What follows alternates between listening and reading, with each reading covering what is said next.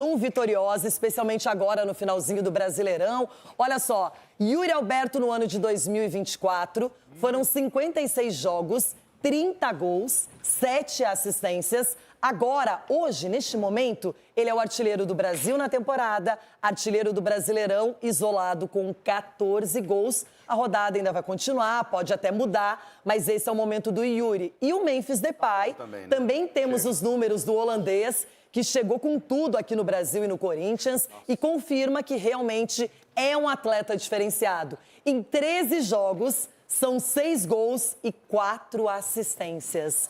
Chico Garcia, que dupla, hein?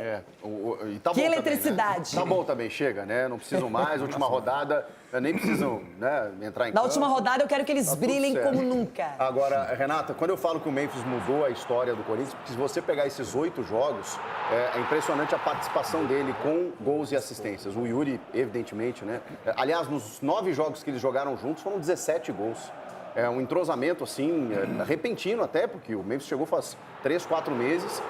O Yuri potencializou o seu jogo pela movimentação. Você vê que um já fica procurando o outro. O primeiro gol do Memphis é um domínio do Yuri e um passe de costas, assim, que ele já vê o Memphis atacando o espaço. Então eles estão se entendendo e também favorece o jogo do Garro, que o Garro pega na bola. Ontem acho que ele até voltou um pouco mais do que o normal. Mas quando ele pega na bola, ele já tem opção, né? E ele se movimentando acaba gerando toda essa quantidade de gols aí.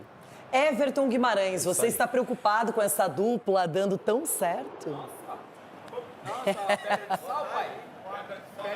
Renata, eu vou dizer para você que eu tenho ficado entusiasmado com o que eu estou vendo. É que tem um jogador que está no Corinthians que eu gosto, muita gente não fala nele, banco e tal, que é o Coronado. Mas o Garro que está jogando é um absurdo. Só não vou pedir ele na seleção brasileira porque não tem jeito, mas ele está jogando o fino da bola. Agora, o Memphis Depay, Renata, ele é o modelo de gringo que todo brasileiro quer no time. Que é o cara que se mata em campo, raça, qualidade demais com a bola nos pés, tem tamanho, né? Preocupa o marcador, de uma inteligência acima da média e um cara que se envolve com a comunidade do futebol. Se envolve dentro do estádio, se envolve fora do estádio, sabe? É um cara que não fica de melindre, querendo ficar distante do movimento popular, sabe? Então ele chegou, ele entendeu perfeitamente o que é o Corinthians. Então esse cara casou de uma forma que eu poucas vezes vi no futebol brasileiro. Aí você tem o Yuri Alberto voando. Teve colega nosso aí que disse que não jogava nada, pediu a cabeça, pediu para sair do time, queria que fosse embora do Corinthians, mas tá aí. O Yuri jogando demais, o Memphis Depay é uma brincadeira o que esse gringo joga e o Garro, sinceramente. O Garro, hoje no futebol brasileiro, eu acho que na função dele, não temos não, é só ele, viu, Renata? Atuando no futebol brasileiro, é só ele, é impressionante.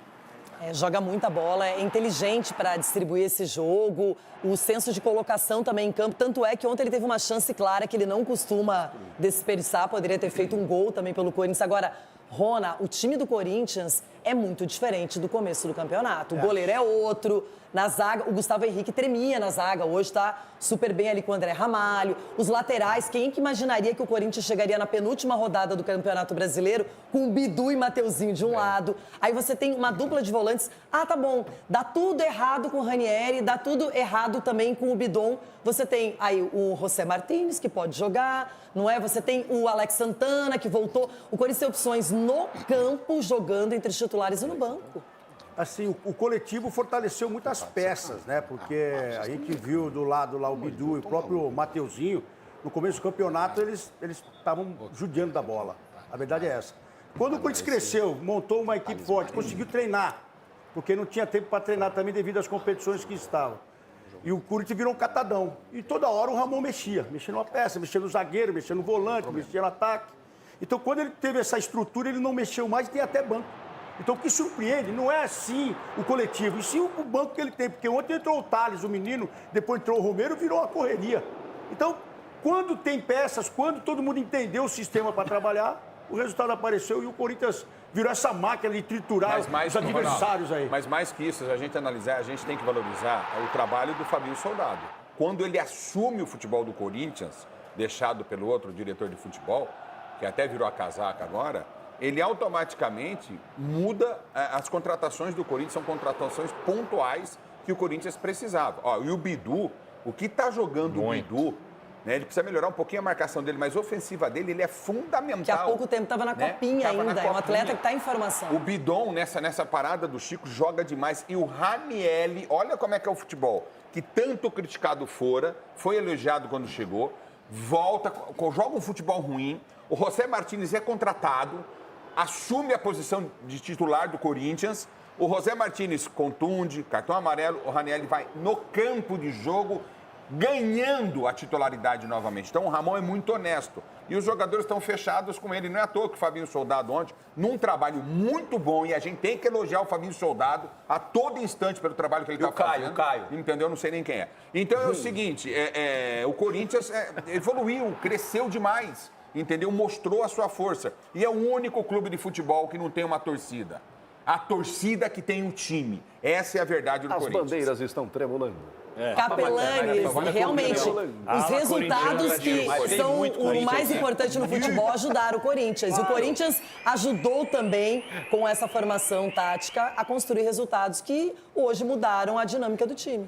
Eu só fico aqui imaginando que o Memphis Depay, que chegou ainda fora de forma, totalmente natural, imagina quando ele fizer a pré-temporada, como ele vai virar 2025.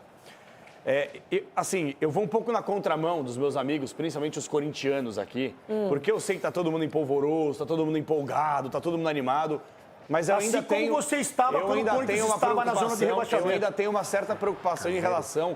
você é jornalista econômico, só fala de finanças.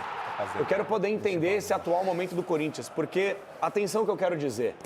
Quando eu alertei sobre as finanças do São Paulo lá atrás, eu tomei Não, do São Paulo foi eu que falei. Não, calma. Você falou da briga do Palmeiras. Do São Paulo eu falei aqui. Eu falo e as blogueirinhas aí começaram a me desde o primeiro ano de mandato do Júlio Casares na Rádio Bandeirantes, eu falo sobre finanças do São Paulo. Que uma hora a conta chegar. Com empréstimos bancários, com um monte de coisa que nunca foi esclarecida aí. Uma hora a conta chega. Eu só quero saber se essa conta não vai ficar ainda mais complicada, porque falta transparência dessa diretoria em abrir essa questão de quanto foi gasto, se aumentou consideravelmente a dívida, entre vários outros fatores. A única coisa que me preocupa, o Corinthians vai ter cacife para conseguir contratar jogadores ainda melhores para a próxima temporada? Vai conseguir manter esse elenco? É isso que eu quero saber.